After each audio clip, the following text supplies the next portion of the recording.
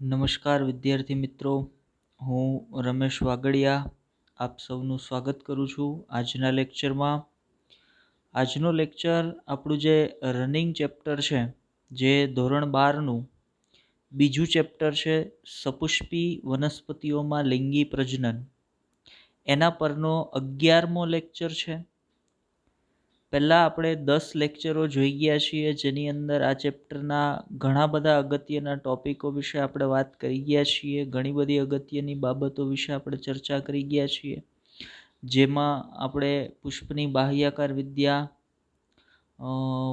પુકેસર ચક્ર, સ્ત્રી કેસર ચક્ર, લઘુબીજાણુધાની, મહાબીજાણુધાની, લઘુબીજાણુ જનન, મહાબીજાણુ જનન, પછી જન્યુ જનનની ઘટના પતી ગયા પછી આપણે જન્યુ વહનની ઘટના એટલે પરાગનયનની પ્રક્રિયા વિશે વાત કરી.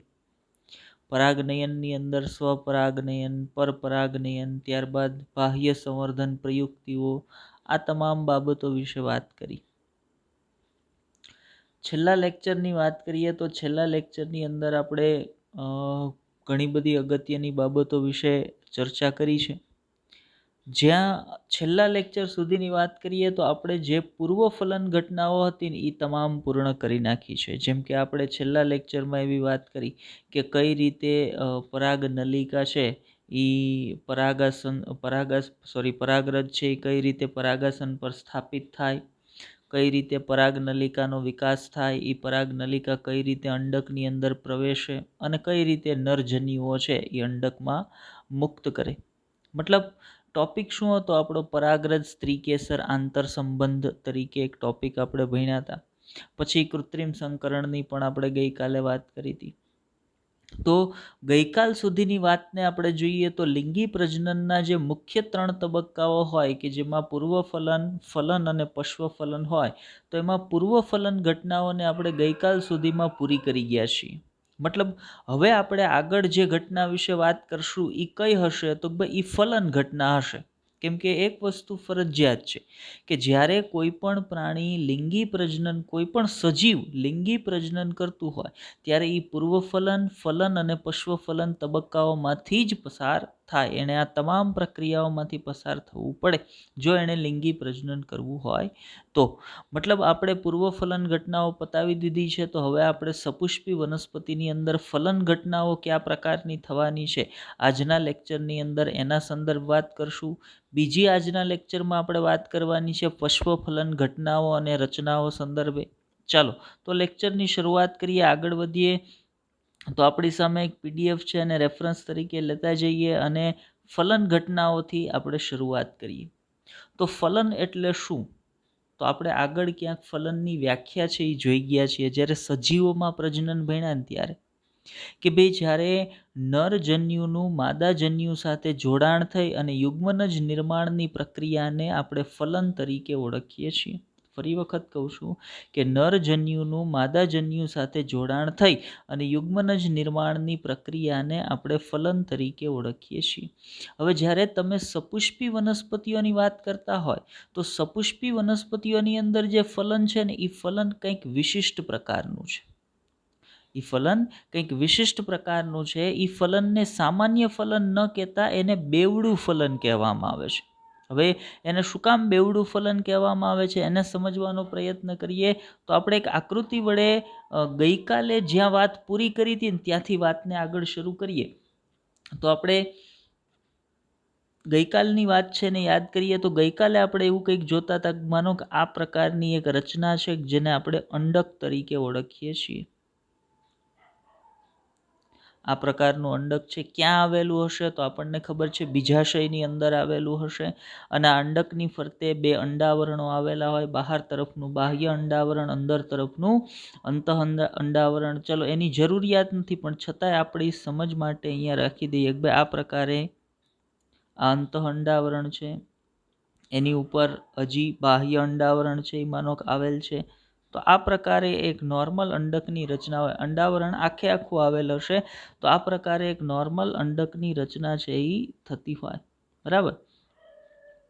હવે આપણે ગઈકાલે શું વાત કરતા હતા તો કે ભાઈ આ અંડકની અંદર આ પ્રકારે જ્યારે પરાગાસન પર પરાગરજ છે એ સ્થાપિત થઈ જાય ત્યારે પરાગરજ સ્ત્રીકેસર આંતર સંબંધના પરિણામ સ્વરૂપે જો સંગત પરાગરજ હોય તો પરાગરજની અંદરથી એક નલિકા છે એનું ડેવલપમેન્ટ થતું હતું. આ નલિકા છે એ પરાગવાહિની મારફતે વહન પામી અને આ જે અંડકની અંદર આવેલું અંડ છિદ્ર છે એના દ્વારા અંડકની અંદર દાખલ થાય છે એવી આપણે વાત કરતા હતા ગઈકાલ સુધીમાં, બરાબર? કે આ રીતે અંડકની અંદર પરાગ નલિકા છે એ દાખલ થઈ ગઈ. હવે બીજી એક વાત અગત્યની એ કરતા હતા કે અંડકની અંદર એને દાખલ થવા માટે મદદરૂપ કોણ થાય છે, મતલબ એને અંડકની અંદર પ્રવેશવા માટે માર્ગ કોણ પૂરો પાડે છે? તો અહીંયા એક કોષ આવેલ હતા, આવા બે કોષ છે અહીંયા આવેલા હોય અંડકમાં અંડ છિદ્ર તરફના છેડે, જેને આપણે સહાયક કોષો કહેતા હતા. અને સહાયક કોષોની અંદર એક વિશિષ્ટ રચના આવેલી હતી જેને આપણે અંડ પ્રસાધન તરીકે ઓળખતા હતા. આ પ્રકારેથી અંડ પ્રસાધનની મદદ વડે પરાગનલિકા છે એ સહાયક કોષની અંદર દાખલ થઈ. હવે જ્યારે પરાગનલિકા છે એ સહાયક કોષમાં દાખલ થઈ ત્યારે પરાગનલિકાની અંદર હતું શું? તો આપણે કહીએ પરાગનલિકાની અંદર ત્યારે હતા આ પ્રકારના બે નરજન્યુઓ છે એ પરાગનલિકાની અંદર હતા. આ બે નરજન્યુ જેવી પરાગનલિકા છે એ સહાયક કોષમાં દાખલ થઈને એટલે પરાગનલિકાનો આગળનો છેડો તૂટી જશે. આગળનો છેડો તૂટી જવાના પરિણામ સ્વરૂપે હવે પરાગનલિકા પાસે જે બે નરજન્યુ હતા ને એ સહાયક કોષના કોષરસની અંદર, જો સીધા અંડકમાં નથી મુક્ત થતા, પહેલાં એ ક્યાં મુક્ત થયા? સહાયક કોષના કોષરસની અંદર મુક્ત થયા. અને સહાયક કોષના કોષરસમાંથી પછી અંડકના કોષરસની અંદર અથવા અંડકની અંદર આ બંને નરજન્યુ છે એ મુક્ત થશે. હવે માનો એ સહાયક કોષમાંથી ક્યાં જતા રહ્યા? તો અંડકોષની અંદર હવે પરાગનલિકાની કંઈ જરૂર નથી એટલે પરાગનલિકા છે એ વિઘટન પામી જશે. સાથે સાથે જે સહાયક કોષો અંડકની રચનામાં છે ને હવે એની કંઈ જરૂર નથી એટલે એ સહાયક કોષો છે એનું પણ વિઘટન થઈ જશે. માનો સહાયક કોષો સાથે ત્રીજો એક કોષ હતો, આપણને યાદ હોય તો અંડ પ્રસાધનની રચનામાં બે સહાયક કોષ અને ત્રીજો એક કોષ હતો, એને આપણે કહેતા હતા અંડકોષ. જે અહીંયા આવેલો હતો, માનો આ પ્રકારનો એક અંડકોષ અહીંયા આવેલ છે. અંડકોષ કેવો હતો? એન પ્રકારનો કોષ હતો. અને બીજું અંડકની રચનામાં શું હતું? તો ભાઈ અંડકની રચનામાં મધ્યમાં એક દ્વિતીય કોષ કેન્દ્ર છે એ આવેલું હતું, જે બે કોષ કેન્દ્રથી બનેલું હતું. આ પ્રકારનું દ્વિતીય કોષ કેન્દ્ર હતું. હવે બે જે નરજન્યુ અંડકના કોષરસની અંદર અથવા અંડકની અંદર મુક્ત થયા ને એમાંનો એક નરજન્યુ, ધ્યાનથી સાંભળજો, એક નરજન્યુ દ્વિતીય કોષ કેન્દ્ર તરફ આગળ વહન પામશે અને એક નરજન્યુ અંડક તરફ આગળ વહન પામશે, બરાબર? હવે જે નરજન્યુ દ્વિતીય કોષ કેન્દ્ર તરફ આગળ વહન પામશે એ દ્વિતીય કોષ કેન્દ્ર સાથે જોડાશે, મતલબ એ દ્વિતીય કોષ કેન્દ્રનું ફલન કરશે. અને જે નરજન્યુ અંડકોષ તરફ આગળ વધશે એ અંડકોષના કોષ કેન્દ્ર સાથે જોડાય અને અંડકોષનું ફલન કરશે. હવે અંડકોષ કેવો કોષ હતો? તો અંડકોષ છે એ એન પ્રકારનો કોષ હતો. ધ્યાનમાં લીધા જેવી બાબત છે. અંડકોષ એન પ્રકારનો હતો, નરજન્યુ પણ એન પ્રકારનો હતો. તો એ બંનેના કોષ કેન્દ્ર એકબીજા સાથે જોડાઈ ગયા. સમજો કે એ બંનેના કોષ કેન્દ્ર છે એ એકબીજા સાથે જોડાઈ ગયા. આ નરજન્યુ અહીંયાથી નીકળી વહન પામી અને અહીંયા આવી ગયો, અંડકની અંદર દાખલ થઈ ગયો અને અંડકના નરજન્યુ સાથે જોડાઈ ગયો. એટલે હવે અંડકની જે પરિસ્થિતિ હતી, જે એન હતી, એન કેમાં કન્વર્ટ થઈ ગઈ? એ થઈ ગઈ કન્વર્ટ 2n ની અંદર કન્વર્ટ થઈ ગઈ. હવે આ 2n કોષ જે બન્યો એને આપણે શું કહેશું? તો ભાઈ એને આપણે કહેશું યુગ્મનજ. તો અંડકની અંદર અંડ છિદ્ર તરફના છેડે એક નરજન્યુના અંડક સાથે એક નરજન્યુ દ્વારા અંડકોષનું ફલન થવાના પરિણામ સ્વરૂપે શેનું નિર્માણ થયું? તો ભાઈ યુગ્મનજનું નિર્માણ થયું. બીજી ઉપર એક ઘટના હજી શરૂ છે કે એક નરજન્યુ છે એ દ્વિતીય કોષ કેન્દ્ર તરફ આગળ વધ્યો તો દ્વિતીય કોષ કેન્દ્ર તરફ આગળ વધી અને આ નરજન્યુ છે એ દ્વિતીય કોષ કેન્દ્ર સાથે માનો કે જોડાઈ ગયો. એ નરજન્યુ છે અહીંયા દ્વિતીય કોષ કેન્દ્ર સાથે જોડાઈ ગયો. તો દ્વિતીય કોષ કેન્દ્ર પહેલેથી કેવું હતું? તો ભાઈ દ્વિતીય કોષ કેન્દ્ર છે એ પહેલેથી 2n જ હતું ને એમાં નરજન્યુ કેવો હતો? તો ભાઈ નરજન્યુ હતો પાછો n. તો 2n સાથે n જોડાણો તો પરિસ્થિતિ અહીંયા કેવી થઈ હશે? તો ભાઈ 3n પરિસ્થિતિ થઈ હશે. તો અંડકના મધ્યમાં એક 3n કોષ કેન્દ્ર છે અસ્તિત્વમાં આવ્યું, એને કહેવાશે પ્રાથમિક, નામ ખાસ યાદ રાખજો, પ્રાથમિક ભ્રૂણ કોષ કેન્દ્ર પ્રાથમિક ભ્રૂણ કોષ કેન્દ્ર અને બીજું PEN પ્રાઇમરી એન્ડોસ્પર્મિક ન્યુક્લિયસ તરીકે પણ ઓળખવામાં આવે. તો મતલબ અંડકની અંદર નરજન્યુનું જોડાણ કેટલી વખત થયું છે? તો ભાઈ એક નરજન્યુનું જોડાણ દ્વિતીય કોષ કેન્દ્ર સાથે થયું, એક નરજન્યુનું જોડાણ અંડક સાથે થયું. હવે જે પહેલા નરજન્યુનું જોડાણ અંડક સાથે થયું હતું એના પરિણામે શું બન્યું? યુગ્મનજ. અને બીજા નરજન્યુનું દ્વિતીય કોષ કેન્દ્ર સાથે જે જોડાણ થયું એના પરિણામે શું બન્યું? તો ભાઈ પ્રાઇમરી એન્ડોસ્પર્મિક ન્યુક્લિયસ. ખાસ યાદ રાખજો, પ્રાઇમરી એન્ડોસ્પર્મિક ન્યુક્લિયસ કેવું હોય? પ્રાઇમરી એન્ડોસ્પર્મિક ન્યુક્લિયસ હોય 3N અને યુગ્મનજ કેવો હોય? યુગ્મનજ હશે 2N. શું કામ યુગ્મનજ 2N છે? તો અંડકોષ હતો N, એની સાથે જોડાયો એ નરજન્યુ હતો N, પરિણામે યુગ્મનજ બન્યો 2N. જ્યારે દ્વિતીય કોષ કેન્દ્ર પહેલેથી હતું 2N, એની સાથે એક નરજન્યુ જોડાણો એ હતો N, તો એના પરિણામ સ્વરૂપે શું બન્યું? 3N. મતલબ પ્રાઇમરી એન્ડોસ્પર્મિક ન્યુક્લિયસ કેવું છે? 3N અને યુગ્મનજ કેવો છે? 2N છે. તો અહીંયા નરજન્યુનું જોડાણ જેને આપણે ફલન કહીએ છીએ, કેટલી વખત તમને દેખાણું? તો ભાઈ એક વખત દ્વિતીય કોષ કેન્દ્ર સાથે એક નરજન્યુ જોડાણો અને એક નરજન્યુ જોડાણો અંડક સાથે. તો અહીંયા કેટલી વખત ફલન થયું કહેવાય? તો અહીં 2 વખત ફલન થયું. એક વખત નરજન્યુ દ્વારા દ્વિતીય કોષ કેન્દ્રનું અને એક વખત નરજન્યુ દ્વારા અંડકોષનું. તો જ્યારે ફલન 2 વખત થતું હોય ત્યારે એવા ફલનને કેવું ફલન કહેવાય? તો ભાઈ એને બેવડા ફલન તરીકે ઓળખવામાં આવે છે. તો હવે આપણને બેવડા ફલનનો કન્સેપ્ટ આપણે એવી માનીએ છીએ ક્લિયર થઈ ગયો હશે. ચલો, થિયરી પોર્શનની અંદર બેવડું ફલન આપણે અહીંયા સ્લાઇડની અંદર મૂક્યું છે, તો આગળ એનો પણ અભ્યાસ કરીએ, એને પણ જોઈએ કઈ રીતે બેવડું ફલન છે એ થતું હોય છે. તો તમારી સામે છે બેવડું ફલન. બેવડા ફલનની અંદર આપણને શું કીધું છે? તો ભાઈ બેવડું ફલન એટલે જન્યુ વહનને અનુસરી. જન્યુ વહન એટલે શું? જન્યુ વહન એટલે નરજન્યુનું વહન પામી માદાજન્યુ સુધી પહોંચવાની ઘટના, એને જન્યુ વહન કહીએ. એને અનુસરીને 2 નરજન્યુ અંડકમાં મુક્ત થાય છે. મતલબ પરાગનલિકા આવી, અંડછિદ્ર મારફતે અંડકમાં દાખલ થઈને એને 2 નરજન્યુને મુક્ત કર્યા. હવે એમાંથી પ્રથમ નરજન્યુ એક સહાયક કોષમાં દાખલ થઈ કોષરસમાં મુક્ત થાય છે. જો આ નરજન્યુઓ હતા એ પ્રથમ ક્યાં દાખલ થયા? મેં તમને કીધું હતું સહાયક કોષમાં દાખલ થાય. સીધા એ અંડકમાં દાખલ નહીં થઈ જાય, અંડકના કોષરસમાં દાખલ નહીં થાય. પ્રથમ એ સહાયક કોષમાં દાખલ થશે ને ત્યારબાદ એ અંડકની અંદર મુક્ત થતા હોય છે. હવે એક વખત બંને અંડકની અંદર મુક્ત થઈ ગયા તો 2 પૈકી એક નરજન્યુ છે એ ક્યાં જશે? અંડકોષ તરફ જશે, વહન પામી અને તેના કોષ કેન્દ્ર સાથે જોડાશે. મતલબ પહેલો નરજન્યુ કોની સાથે જોડાણો? અંડકોષ સાથે જોડાણો. હવે જે પહેલો નરજન્યુ અંડકોષ સાથે જોડાય છે, મતલબ એના જોડાણને આપણે સંયુગ્મન કહીએ, જન્યુ યુગ્મન અથવા સંયુગ્મન કહીએ. તો એ સંયુગ્મન જેવું પૂર્ણ થશે એટલે એના પરિણામે એક દ્વિકીય કોષ. શું કામ દ્વિકીય કોષ? તો અંડકોષ કેવો હતો? N, નરજન્યુ કેવો હતો? N. એ 2 જોડાણા એટલે પહેલો દ્વિકીય કોષ જેને આપણે યુગ્મનજ તરીકે ઓળખીએ છીએ, જે કેવો હશે? તો 2N હશે, એ સર્જાશે. આપણે આકૃતિમાં હમણાં જ તમને સમજાવ્યું હતું. ચલો એનાથી આગળ જઈએ તો બીજો જે નરજન્યુ હતો એના સંદર્ભ વાત કરીએ તો બીજો જે નરજન્યુ છે એ આગળ કઈ રીતે વધશે? તો ભાઈ અન્ય નરજન્યુ 2 નરજન્યુ મુક્ત થયા હતા. તો અન્ય જે નરજન્યુ ભ્રૂણપૂટના મધ્યમાં આવેલ દ્વિતીય કોષ કેન્દ્ર જે 2N હતું, પહેલેથી જે કેવું હતું? 2N હતું. તો બીજો જે નરજન્યુ હતો એ કોના તરફ આગળ વધ્યો? ભ્રૂણપૂટના મધ્યમાં આવેલ દ્વિતીય કોષ કેન્દ્ર કે જે કેવું હતું? 2N હતું. હવે વહન પામે છે અને તેની સાથે જોડાય છે, જેથી ત્રિકીય કોષ કેન્દ્ર અસ્તિત્વમાં આવે છે. શું કામ ત્રિકીય? તો 2N તો દ્વિતીય કોષ કેન્દ્ર પહેલેથી જ હતું ને એની સાથે એક N જોડાણો એટલે આનાથી જે બનશે એ રચના કેવી બનશે? તો ભાઈ 3N રચના છે એ અસ્તિત્વમાં આવે છે. આ 3N રચના જે અસ્તિત્વમાં આવે છે એને શું કહેવાય? એને પ્રાથમિક ભ્રૂણપોષ કોષ કેન્દ્ર તરીકે ઓળખવામાં આવે. જે 3N હોય છે શોર્ટમાં એને PEN કહેવાય. PEN નું પૂરું નામ થાય પ્રાઇમરી એન્ડોસ્પર્મિક ન્યુક્લિયસ. ફરીથી બોલું છું, PEN નો અર્થ થાય પ્રાઇમરી એન્ડોસ્પર્મિક ન્યુક્લિયસ.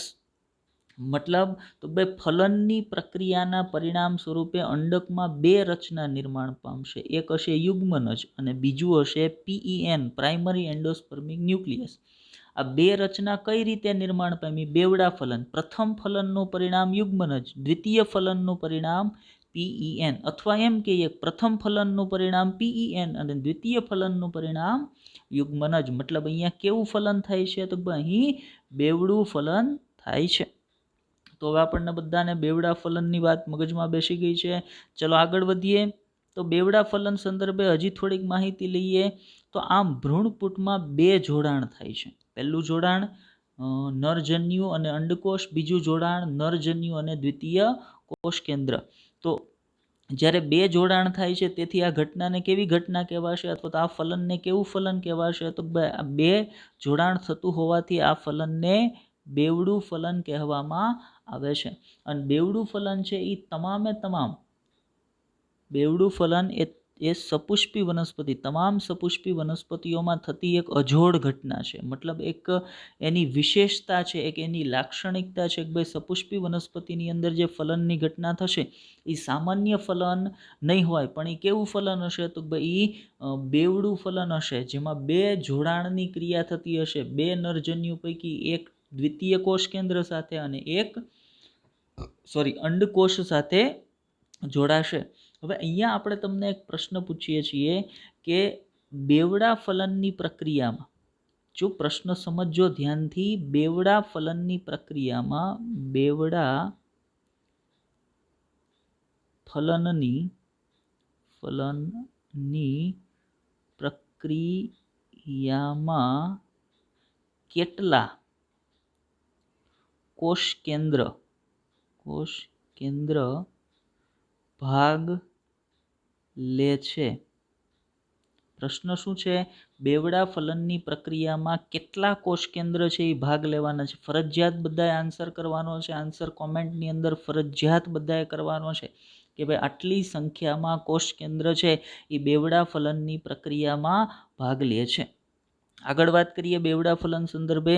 તો પ્રથમ જોડાણના પરિણામે શું નિર્માણ પામે છે? તો પ્રાથમિક ભ્રૂણપોષ કોષ કેન્દ્ર PEN, પ્રાઇમરી એન્ડોસ્પર્મિક ન્યુક્લિયસ. પ્રાથમિક ભ્રૂણકોષ કોષ કેન્દ્રને બીજું એક નામ આપવામાં આવે છે પ્રાથમિક ભ્રૂણપોષ કોષ. પ્રાથમિક ભ્રૂણપોષ કોષ કેન્દ્રનું બીજું એક નામ છે પ્રાથમિક ભ્રૂણપોષ કોષ. હવે શું કામ એને પ્રાથમિક ભ્રૂણપોષ કોષ કીધો? તો યાદ કરો, આપણે જે તે સમયે માદાજન્યુજનકની રચના તમને સમજાવી ત્યારે કીધું હતું કે અંડકની અંદર 2 કોષ છે. એક મોટો કોષ છે જેને વાનસ્પતિક કોષ કહેવાય, અને એક અંડકની રચનાને તમે ધ્યાનથી યાદ કરો તો આપણે શું કીધું હતું? તો અંડકની રચનામાં જે સેન્ટરમાં 2 કોષ કેન્દ્રો હતા એ 2 કોષ કેન્દ્ર છે એ મુક્ત નહોતા. સેન્ટરમાં જે 2 કોષ કેન્દ્ર છે એ 2 કોષ કેન્દ્ર મધ્યસ્થ જે મોટો કોષ છે ને એ મધ્યસ્થ મોટા કોષની અંદર આવેલ હતા. એટલે આપણે અંડકની રચનાને કેવી રચના કહેતા હતા? તો ભાઈ એને આપણે 7 કોષીય અને 8 કોષ કેન્દ્રીય રચના કહેતા હતા. બરાબર? તો એને તમે જ્યારે એક કોષ તરીકે ગણો ત્યારે એ કોષને શું કહેવાય? તો ભાઈ એને પ્રાથમિક ભ્રૂણપોષ કોષ કહેવાય. અને જ્યારે એ કોષની અંદર આવેલા માત્ર કોષ કેન્દ્રોને ગણતરીમાં લ્યો ત્યારે એને તમે શું કહી શકો? તો ભાઈ એને પ્રાથમિક ભ્રૂણપોષ કોષ કેન્દ્ર તરીકે ઓળખવામાં આવે. હવે એની અંદરથી શું બનવાનું છે? તો આ પ્રાથમિક ભ્રૂણપોષ કોષની અંદરથી કે પ્રાથમિક ભ્રૂણપોષ કોષ કેન્દ્રની અંદરથી આગળ વિકાસ પામી અને ભ્રૂણપોષનું નિર્માણ છે એ થવાનું છે. અને બીજું જે જોડાણ થયું છે, દ્વિતીય જોડાણના પરિણામ સ્વરૂપે શું નિર્માણ પામ્યું હતું? યુગ્મનજ છે એ નિર્માણ પામ્યો હતો. હવે એ યુગ્મનજમાંથી શું બનવાનું છે? તો ભાઈ ભ્રૂણ બનવાનું છે. મતલબ બેવડા ફલનના પરિણામ સ્વરૂપે શું નિર્માણ પામવાનું છે? તો ભાઈ બેવડા ફલનના પરિણામ સ્વરૂપે નિર્માણ પામેલ યુગ્મનજમાંથી ભ્રૂણ બનવાનું છે, અને પ્રાથમિક ભ્રૂણપોષ કોષ કેન્દ્રમાંથી ભ્રૂણપોષ છે એ બનવાનો છે. તો આ બેવડા ફલનની ખાસિયત છે. ચાલો આગળ વધીએ. તો હવે અહીંયા બેવડા ફલન સંદર્ભે આપણે વાત પૂરી કરી, એટલે ફલનની વાત છે ને પૂરી થઈ ગઈ. મતલબ અગાઉ આપણે પૂર્વ ફલન ઘટનાઓ જોઈ ગયા હતા. અત્યારે બેવડા ફલન તરીકે ફલન ઘટનાઓની વાત કરી ગયા. હવે જે આવશે એ શું હશે? તો હવે જે આવશે એ તમામ પશ્વ ફલન ઘટનાઓ આવશે. તો ચાલો પશ્વ ફલન ઘટનાઓ પર આગળ વધીએ. પશ્વ ફલન ઘટનાઓમાં કઈ બાબતનો સમાવેશ હશે? તો પશ્વ ફલન ઘટનાઓ સંદર્ભે આપણે તમને પીડીએફમાં થોડીક માહિતી આપી છે કે ભાઈ બેવડા ફલનને અનુસરીને ભ્રૂણપોષ જે શેમાંથી બનવાનો છે? પ્રાથમિક ભ્રૂણપોષ કોષ કેન્દ્રમાંથી. અને ભ્રૂણ જે શેમાંથી બનવાનો છે? યુગ્મનજમાંથી. તો ભ્રૂણપોષ અને ભ્રૂણનો વિકાસ થાય જ્યાં અંડક શેમાં ફેરવાય? પહેલેથી વાત કરીએ તો જ્યાં યુગ્મનજ શેમાં ફેરવાઈ જશે? યુગ્મનજ ફેરવાઈ જશે ભ્રૂણમાં. અંડક શેમાં ફેરવાય? અંડક કે અંડકો શેમાં ફેરવાઈ જશે? બીજમાં. જ્યારે બીજાશય છે એ શેમાં ફેરવાઈ જશે? ફળમાં. માનો એક વખત ફલન ઘટનાઓ પૂરી થઈ જાય, ફલન ઘટનાઓ પૂરી થઈ જાય એટલે પશ્વફલન ઘટનાઓ શરૂ થાય. પશ્વફલન ઘટનાઓમાં કેવા કેવા ફેરફાર થાય? તો ભાઈ પશ્વફલન ઘટનાઓની અંદર જે પ્રાથમિક ભ્રૂણપોષ કોષ કેન્દ્ર બન્યું હતું એમાંથી ભ્રૂણપોષ બની જાય, જે યુગ્મનજ બન્યો હતો એમાંથી ભ્રૂણ બની જાય, જે અંડક હતું એમાંથી બીજ બની જાય, જે બીજાશય હતું એમાંથી ફળ બની જાય. આ તમામ જે ઘટનાઓ થાય છે ને એ તમામ ઘટનાઓને સામૂહિક રીતે શું કહેવાય? તો ભાઈ તમામ ઘટનાઓને સામૂહિક રીતે પશ્વફલન ઘટનાઓ તરીકે ઓળખવામાં આવે છે. મતલબ ફલન પછીની તમામ ક્રિયાવિધિઓ જે કાંઈ થવાની છે વનસ્પતિની અંદર એ તમામનો સમાવેશ શેમાં કરવામાં આવે છે? પશ્વફલન ઘટનાઓની અંદર. જેમાં કઈ કઈ બાબતો આવશે? તો પ્રાથમિક ભ્રૂણપોષ કોષ કેન્દ્રમાંથી ભ્રૂણપોષ બનવું, યુગ્મનજમાંથી ભ્રૂણ બનવું, અંડકમાંથી બીજ બનવું, બીજાશયમાંથી ફળ બનવું. આ તમામ બાબતોને સામૂહિક રીતે શું કહેવાય? તો પશ્વફલન ઘટનાઓ તરીકે ઓળખવામાં આવે છે. મતલબ હવે પશ્વફલન ઘટનાઓમાં આપણે જે વાત કરી તમામ ઘટનાઓ વિશે આપણે અભ્યાસ કરવાનો થશે. તો પશ્વફલન ઘટનાની શરૂઆત ક્યાંથી થશે એની વાત કરીએ તો પશ્વફલન ઘટનાઓમાં સૌથી પહેલી ઘટના થશે ભ્રૂણપોષ નિર્માણની પ્રક્રિયા. મેં પહેલા જ કીધું ને પશ્વફલન ઘટનાઓમાં કઈ કઈ બાબત હશે? તો પ્રાથમિક ભ્રૂણપોષ કોષ કેન્દ્રમાંથી ભ્રૂણપોષ બનવો, યુગ્મનજમાંથી ભ્રૂણ બનવો, પછી અંડકમાંથી બીજ બનવું અને બીજાશયમાંથી ફળ બનવું. આ બધી પશ્વફલન ઘટના છે. પણ પશ્વફલન ઘટનાની ફલન બાદ પશ્વફલન ઘટનાની શરૂઆત કોનાથી થાય? તો ભાઈ પશ્વફલન ઘટનાની શરૂઆત થશે ભ્રૂણપોષ બનવાથી. મતલબ ભ્રૂણપોષ નિર્માણની ઘટનાથી પશ્વફલન ઘટનાઓની શરૂઆત છે એ થતી હોય. તો અહીંયાથી પશ્વફલન ઘટનાઓ છે એ આગળ વધશે અથવા તો અહીંયાથી પશ્વફલન ઘટના છે એની શરૂઆત થશે. પશ્વફલન ઘટનાનો પહેલો તબક્કો અથવા તો પહેલી પ્રક્રિયા જે થશે એ હશે ભ્રૂણપોષ નિર્માણ. હવે ભ્રૂણપોષ નિર્માણની પ્રક્રિયા શરૂ કરીએ એ પહેલાં એનસીઆરટી આપણને એક પ્રશ્ન પૂછી નાખ્યો છે. ભ્રૂણપોષનો વિકાસ ભ્રૂણના વિકાસને આગળ વધારે છે શા માટે? હવે આ પ્રશ્નને હું થોડોક રૂપાંતરિત કરીને તમને પૂછું છું કે ભ્રૂણના નિર્માણ થયા પહેલાં ભ્રૂણપોષ નિર્માણની જરૂરિયાત શું? શા માટે? જો ફરી વખત સાંભળજો. શા માટે ભ્રૂણ નિર્માણ પામ્યા પહેલાં ભ્રૂણપોષનું નિર્માણ થઈ જાય છે? આ પ્રશ્નનો તમારે જવાબ આપવાનો છે. આ પ્રશ્નનો જવાબ તમે આખો લેક્ચર પૂરો કરશો ને તો લેક્ચર દરમિયાન જ તમને મળી જવાનો છે આ પ્રશ્નનો જવાબ. એટલે ધ્યાનથી આ પ્રશ્નનો પણ બધાએ જવાબ આપવાનો છે. આજે આપણે તમને આ બીજો પ્રશ્ન પૂછ્યો છે, અગાઉ એક પ્રશ્ન પૂછ્યો છે જેનો બધાએ જવાબ ફરજિયાત આપવાનો છે, કોમેન્ટ કરવાની છે. અને આ બીજો પ્રશ્ન છે જેનો જવાબ પણ લેક્ચર જોનાર દરેક વ્યક્તિએ આપવાનો છે. ચલો આગળ વધીએ. પ્રશ્નની વાત મૂકી દઈએ, આગળ વધીએ કે ભાઈ ભ્રૂણપોષ નિર્માણની ઘટના. તો ભ્રૂણપોષ નિર્માણની ઘટના શરૂ ક્યાંથી થશે? તો ભાઈ બેવડા ફલનના પરિણામ સ્વરૂપ નિર્માણ પામેલ પ્રાથમિક ભ્રૂણપોષ કોષ કેન્દ્ર. જે કેવું હશે યાદ રાખજો, ખાસ ઈ હશે 3N. પ્રાથમિક ભ્રૂણપોષ કોષ કેન્દ્ર પ્રાઇમરી એન્ડોસ્પર્મિક ન્યુક્લિયસ 3N હશે. હવે ઈ ભ્રૂણપોષ નિર્માણની ઘટના કઈ રીતે કરશે? તો સૌથી પહેલાં આ પ્રાથમિક ભ્રૂણપોષ કોષ કેન્દ્ર વારંવાર સતત વિભાજન પામી ભ્રૂણપોષ પેશીનું નિર્માણ કરે છે. હવે સ્પષ્ટ વાત છે કે જ્યારે કોષ કેન્દ્ર સતત વિભાજન પામશે એટલે કોષ કેન્દ્રોની સંખ્યા ખૂબ વધી જશે અને કોષ કેન્દ્રના સમૂહથી એક પેશીનું નિર્માણ થશે. ઈ પેશીને ભ્રૂણપોષ પેશી તરીકે ઓળખવામાં આવે છે. મતલબ ભ્રૂણપોષના નિર્માણની શરૂઆત પ્રાથમિક ભ્રૂણપોષ કોષ કેન્દ્રના સતત કોષ વિભાજનથી અથવા તો સતત વિભાજનથી થાય છે. અને એના સતત વિભાજનથી શેનું અસ્તિત્વ આવે છે? તો ભાઈ ભ્રૂણપોષ પેશીનું અસ્તિત્વ આવે છે. આગળ વધીએ કે આ જે નિર્માણ પામતી પેશી છે એ કયા પ્રકારની હશે જે કોષ કેન્દ્રના સતત વિભાજનના પરિણામ સ્વરૂપે નિર્માણ પામે છે? તો નિર્માણ પામતી પેશી હશે ત્રિકીય. શું કામ ત્રિકીય હશે? તો પ્રાઇમરી એન્ડોસ્પર્મિક ન્યુક્લિયસ, પ્રાથમિક ભ્રૂણપોષ કોષ કેન્દ્ર કેવું છે? ત્રિકીય છે. અને એનું સમવિભાજન થાય એટલે જેટલા નવા કોષ કેન્દ્ર બનશે એ બધાએ કેવા બનશે? ત્રિકીય બનશે. એટલે ભ્રૂણપોષ પેશી કેવી હશે? તો ભાઈ ભ્રૂણપોષ પેશી છે એ 3N પ્રકારની હશે. બીજી આ પેશીની ખાસિયત શું હશે? તો ભાઈ આ પેશી સંચિત ખોરાકથી સમૃદ્ધ હશે. આ પેશીના જે કોષો હશે એના કોષો ખોરાક સંગ્રહી કોષો હશે. એ સંચિત ખોરાકનો જથ્થો છે એ ધરાવતા હશે ખૂબ મોટા પ્રમાણની અંદર. ત્રીજી બાબત, આનું કાર્ય શું હશે? તો ભાઈ એ વિકસતા ભ્રૂણને પોષણ પૂરું પાડવામાં ઉપયોગી છે. ભ્રૂણપોષ પેશીની જરૂર શું? આગળ ક્યાંક ઓકે ચોખવટ અહીંયા નથી કરતા આપણે. તો વિકસતો ભ્રૂણ છે એને પોષણ પૂરું પાડવાનું કામ કોનું છે? વિકસતા ભ્રૂણને પોષણ પૂરું પાડવાનું કામ છે ભ્રૂણપોષનું. બરાબર. હવે ભ્રૂણપોષ નિર્માણની પ્રક્રિયાની તમે વાત કરતા હોય તો ભ્રૂણપોષના વિકાસ 3 પ્રકારના છે ને એ સપુષ્પી વનસ્પતિઓની અંદર જોવા મળે છે. જો અહીંયા લખ્યું છે વનસ્પતિઓમાં 3 પ્રકારના ભ્રૂણપોષ વિકાસ છે એ જોવા મળે છે. ખાસ યાદ રાખજો કયા 3 પ્રકાર? તો પહેલો પ્રકાર છે મુક્ત કોષ કેન્દ્રીય ભ્રૂણપોષ, બીજો ભ્રૂણપોષનો પ્રકાર છે કોષીય ભ્રૂણપોષ અને ત્રીજો ભ્રૂણપોષનો પ્રકાર છે હેલોબિયલ ભ્રૂણપોષ.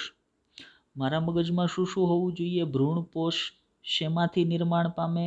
પ્રાથમિક ભ્રૂણપોષ કોષ કેન્દ્રમાંથી. ભ્રૂણપોષ પેશી કેવી હોય? ત્રિકીય 3N પ્રકારની હોય છે.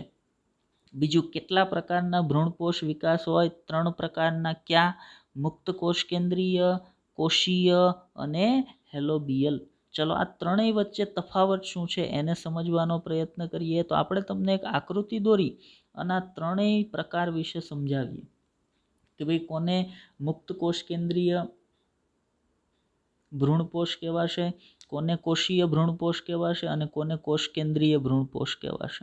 તો ભ્રૂણપોષ ક્યાં નિર્માણ પામવાનો છે? અંડકની અંદર. તો સમજો કે અહીંયા હું તમને એક અંડકની રચના બતાવું છું. આ માનો કે એક અંડક છે. હવે આ અંડકની અંદર અહીંયા કોઈ એક જગ્યાએ અંડકની અંદર અહીંયા આ 3N કોષ કેન્દ્ર છે જેને આપણે શું કહીએ છીએ? જેને આપણે PEN કહીએ છીએ. આ શું છે? PEN, primary endospermic nucleus. હવે ભ્રૂણપોષ નિર્માણની શરૂઆત કઈ રીતે થઈ? તો આ PEN પ્રાઇમરી એન્ડોસ્પર્મિક ન્યુક્લિયસ હતું ને કોષ વિભાજન પામવાનું શરૂ થયું. 1માંથી 2 બન્યા, 2માંથી 4 બન્યા, 4માંથી 8 બન્યા, 8માંથી 16 બન્યા. આમ આનો વિભાજન છે, સતત વિભાજન છે એ આનું શરૂ થઈ ગયું. હવે માનો એક વખત આ કોષ કેન્દ્રનું વિભાજન શરૂ થઈ ગયું તો સતત કોષ કેન્દ્રો વિભાજન પામે અને વિભાજન પામતા કોષ કેન્દ્રો છે ને એ ક્રમશઃ અથવા ક્રમબદ્ધ રીતે આ પ્રમાણે પરિઘવર્તી વિસ્તારમાં અંડકની પરિઘવર્તી સપાટીએ આ પ્રકારે ગોઠવાતા છે.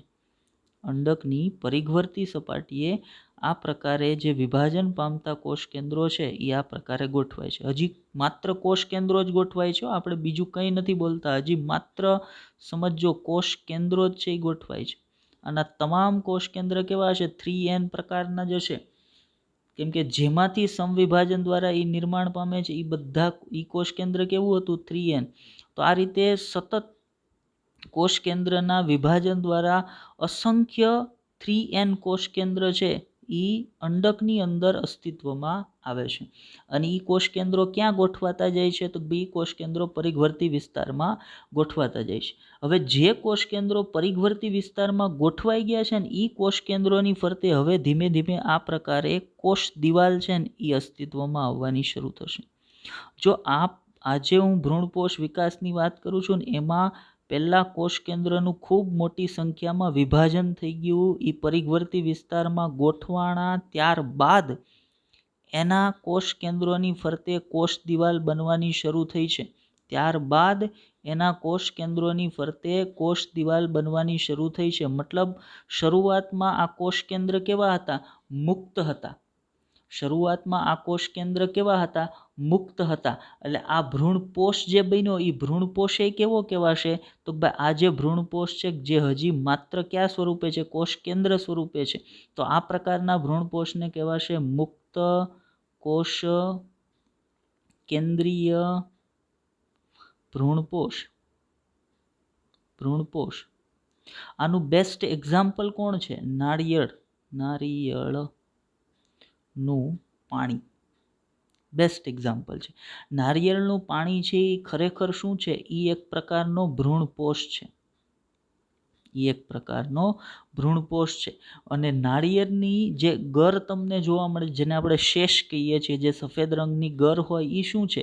તો ભાઈ એ જે કોષ કેન્દ્રો છે એ પરિઘવર્તી વિસ્તારમાં ગોઠવાઈ ગયા અને એની ફરતે પછી કોષ દિવાલ બની ત્યારે એ સ્ટ્રક્ચર છે ને એ સખત બન્યું. જ્યારે એ માત્ર કોષ કેન્દ્રો મુક્ત કોષ કેન્દ્ર સ્વરૂપમાં હતા ને ત્યારે એ કેવા સ્વરૂપમાં હોય? તો ભાઈ ત્યારે એ પ્રવાહી સ્વરૂપમાં હોય. એટલે નાળિયેરનું પાણી છે ને એ પ્રવાહી ભ્રૂણપોષ છે. પ્રવાહી ભ્રૂણપોષ છે. અને કયા પ્રકારનો ભ્રૂણપોષ છે? તો ભાઈ મુક્ત કોષ કેન્દ્રીય ભ્રૂણપોષ છે, કે જેમાં કોષ કેન્દ્ર સતત કોષ વિભાજન પામીને પોતાની સંખ્યા ખૂબ વધારે છે. મતલબ અહીંયા કોષ નથી હોતા, અહીંયા ભ્રૂણપોષના નિર્માણની અંદર મુક્ત કોષ કેન્દ્રો હોય. તો આ પ્રકારનો જે ભ્રૂણપોષ હોય એને મુક્ત કોષ કેન્દ્રીય ભ્રૂણપોષ તરીકે ઓળખવામાં આવે. ચલો બીજા પ્રકારના ભ્રૂણપોષ પર જઈએ. તો બીજા પ્રકારનો ભ્રૂણપોષ કયો છે? તો ભાઈ બીજા પ્રકારનો ભ્રૂણપોષ છે એને કોષીય ભ્રૂણપોષ તરીકે ઓળખવામાં આવે છે. તો એના માટે એ પણ ક્યાં? નિર્માણ તો અંડકમાં જ પામવાનો છે. એટલે ફરી એક વખત હું અહીંયા તમારી સામે એક અંડકની આકૃતિ દોરું છું. સમજો કે આ અંડક છે અને આ અંડકના મધ્યમાં અહીંયા એક કોષ કેન્દ્ર આવેલ છે. આ કેવું કોષ કેન્દ્ર છે? 3N. મતલબ એ શું હશે? PEN, પ્રાઇમરી એન્ડોસ્પર્મિક ન્યુક્લિયસ હશે. હવે ઘટના એવી બને છે કે આ પ્રાઇમરી એન્ડોસ્પર્મિક ન્યુક્લિયસનું કોષ વિભાજન થાય. શું થયું? ન્યુક્લિયસનું કોષ વિભાજન થયું. કોષ વિભાજન થતાની સાથે જ સમજવા જેવી બાબત છે કે કોષ વિભાજન થતાની સાથે જ આ કોષની ફરતે કોષ દિવાલ બની ગઈ. કોષ વિભાજન થતાની સાથે જ એ કોષ કેન્દ્રની ફરતે કોષ દિવાલ બની ગઈ. હવે ફરી પાછું આ કોષ કેન્દ્રનું વિભાજન થયું. ફરી પાછું કોષ કેન્દ્રનું વિભાજન થયું. જેવું કોષ કેન્દ્રનું વિભાજન થયું એટલે એની પાસે ફરી પાછી કોષ દિવાલ બની ગઈ. વળી પાછું કોષ કેન્દ્રનું વિભાજન થયું, એની ફરતે વળી પાછી કોષ દિવાલ છે એ બની ગઈ. મતલબ અહીંયા શું થાય છે? આગળ જે ઘટના હતી, આગળ જે એક ભ્રૂણપોષ નો વિકાસ આપણે જોઈ ગયા, એમાં અને આમાં મુખ્ય તફાવત શું છે? તો ભાઈ ન્યા મુક્ત કોષ કેન્દ્રો હતા. જ્યારે અહીંયા જેવું કોષ કેન્દ્રનું વિભાજન થાય ને, ધ્યાનથી સમજો, જેવું કોષ કેન્દ્રનું વિભાજન થાય, માનો કે આ બધા કોષ કેન્દ્રના વિભાજન થયા છે, તો જેવું કોષ કેન્દ્રનું વિભાજન થાય ને એટલે તાત્કાલિક એ કોષ કેન્દ્રની ફરતે આ પ્રકારે કોષ દિવાલ છે એ અસ્તિત્વમાં આવશે. અને આ બધા કોષ કેન્દ્રો ગોઠવાતા ક્યાં જશે? આ બધા જ કોષ કેન્દ્રો છે એ એક પછી એક ગોઠવાતા જશે પરિઘવર્તી વિસ્તારની અંદર. અને જેવા એ પરિઘવર્તી વિસ્તારમાં ગોઠવાતા જશે એટલે એની પાસે તો પહેલેથી કોષ દિવાલ છે જ. એમાં એવું નહીં બને કે કોષ કેન્દ્રો પહેલાં ગોઠવાઈ જશે ને પછી એની ફરતે કોષ દિવાલ બનશે. નહીં, કોષ કેન્દ્ર જેવું બન્યું એટલે તાત્કાલિક એની ફરતે શું બની જશે? કોષ દિવાલ બની જશે. ફરી પાછું જેવું કોષ કેન્દ્ર બન્યું એટલે તાત્કાલિક એની ફરતે કોષ દિવાલ છે એ બની જતી હોય. તો આ પ્રકારે જ્યારે ભ્રૂણપોષ પેશીનું નિર્માણ થતું હોય જેમાં મુક્ત કોષ કેન્દ્રો ન હોય પણ કોણ હોય? તો ભાઈ એની અંદર કોષ છે એ ભ્રૂણપોષના નિર્માણની અંદર આવેલા હોય. અને આ ભ્રૂણપોષ જેમ કોષ કેન્દ્રીય ભ્રૂણપોષ પ્રવાહી સ્વરૂપમાં હતો એમ આ કેવો હશે? તો ભાઈ આ છે ને એ સખત સ્વરૂપમાં હશે. અને આનું બેસ્ટ એક્ઝામ્પલ પણ કોણ છે? નારિયેળ. આનું બેસ્ટ એક્ઝામ્પલ પણ નાળિયેર છે. નાળિયેરનો કયો ભાગ? તો ભાઈ નાળિયેરની જે શેષ અથવા નાળિયેરનો જે ગર કહીએ છીએ, જે સફેદ રંગનો હોય, જેને આપણે પ્રસાદી સ્વરૂપે ખાઈએ છીએ, આ નાળિયેરનો સફેદ રંગનો ગર છે એ કયા પ્રકારનો ભ્રૂણપોષ છે? તો ભાઈ એ કોષીય ભ્રૂણપોષ છે. અને એનું જે પાણી છે એ કયા પ્રકારનો ભ્રૂણપોષ છે? તો ભાઈ એ મુક્ત કોષ કેન્દ્રીય ભ્રૂણપોષ છે. તો બે પ્રકાર મને ભ્રૂણપોષના સમજાઈ ગયા. ત્રીજા પ્રકાર પર જઈએ. ત્રીજો ભ્રૂણપોષનો પ્રકાર છે એને કયો પ્રકાર કહેવાય? તો ભાઈ એને કહેવાય હેલોબિયલ ભ્રૂણપોષ. હવે હેલોબિયલ ભ્રૂણપોષની શું ખાસિયત છે? તો ભાઈ એને સમજવા માટે ફરી એક વખત એક અંડક હું અહીંયા દોરું છું તમારી સામે, કેમ કે ભ્રૂણપોષ નિર્માણ તો ક્યાં થવાનું છે? અંડકમાં જ. હવે સમજી લ્યો કે આ અંડકની અંદર ફરી એક વખત અહીંયા મધ્યમાં એક કોષ કેન્દ્ર આવેલું છે જે કયું કોષ કેન્દ્ર છે એ છે PEN, પ્રાઇમરી એન્ડોસ્પર્મિક ન્યુક્લિયસ, જે કેવું હશે 3N પ્રકારનું હશે. હવે આ કોષ કેન્દ્રનું વિભાજન થયું, જેવું કોષ કેન્દ્રનું વિભાજન થયું એટલે એકમાંથી કેટલા કોષ કેન્દ્ર બન્યા હશે? 2 કોષ કેન્દ્ર બન્યા. જેવા 2 કોષ કેન્દ્રો છે એ અસ્તિત્વમાં આવ્યા ને એટલે 2 માંથી એક કોષ કેન્દ્રની ફરતે કોષ દિવાલ છે ને બની ગઈ. હવે કોષ કેન્દ્રની ફરતે કોષ દિવાલ બની ગઈ ને મતલબ એક તરફ એક કોષ દિવાલ બની ગઈ તો એ કોષ દિવાલની એક તરફ જેટલા કોષ કેન્દ્ર અસ્તિત્વમાં આવે છે ને એક કોષ દિવાલ જે બની ગઈ એની એક તરફે જેટલા કોષ કેન્દ્રો છે એ અસ્તિત્વમાં આવે છે અહીંયા. જેવું કોષ કેન્દ્ર અસ્તિત્વમાં આવશે એટલે તાત્કાલિક એની ફરતે શું બની જશે? તો આ પ્રકારની કોષ દિવાલ બની જશે. જેવું કોષ કેન્દ્ર અસ્તિત્વમાં આવ્યું અહીંયા અસ્તિત્વમાં આવ્યું એટલે તાત્કાલિક એની ફરતે શું બની જાય? તો આ પ્રકારે કોષ દિવાલ બની જાય. ફરી પાછું જેવું કોષ કેન્દ્ર છે એ અસ્તિત્વમાં આવશે એટલે એની ફરતે ફરી પાછી એક વખત તાત્કાલિક કોષ દિવાલ છે એ બની જશે. મતલબ અહીંયા કયા પ્રકારનો ભ્રૂણપોષ વિકાસ પામે છે? તો ભાઈ કોષીય ભ્રૂણપોષ વિકાસ પામે છે. કોષીય ભ્રૂણપોષ. પણ ઉપર તરફનું જે કોષ કેન્દ્ર હતું ને એ હવે સતત વિભાજન પામશે. ઉપર તરફનું કોષ કેન્દ્ર જે હતું ને એ આ રીતે સતત વિભાજન પામશે ને કોષ કેન્દ્રો ક્યાં ગોઠવાશે? પરિઘવર્તી વિસ્તારમાં. ખૂબ મોટી સંખ્યામાં કોષ કેન્દ્રો અસ્તિત્વમાં આવશે. મતલબ અહીંયા કોષ કેન્દ્ર બને એટલે તરત એની ફરતે કોષ દિવાલ બની જતી નથી. પહેલાં ખૂબ મોટી સંખ્યામાં મુક્ત કોષ કેન્દ્રો અસ્તિત્વમાં આવશે અને પછી પાછળથી જેમ જેમ કોષ કેન્દ્રો છે એ પરિઘવર્તી વિસ્તારમાં ગોઠવાતા જશે ને એમ પછી એની ફરતે આ પ્રકારે કોષ દિવાલ છે એ અસ્તિત્વમાં આવવાની છે. મતલબ આ તરફનો જે ભ્રૂણપોષ છે એ કેવો છે?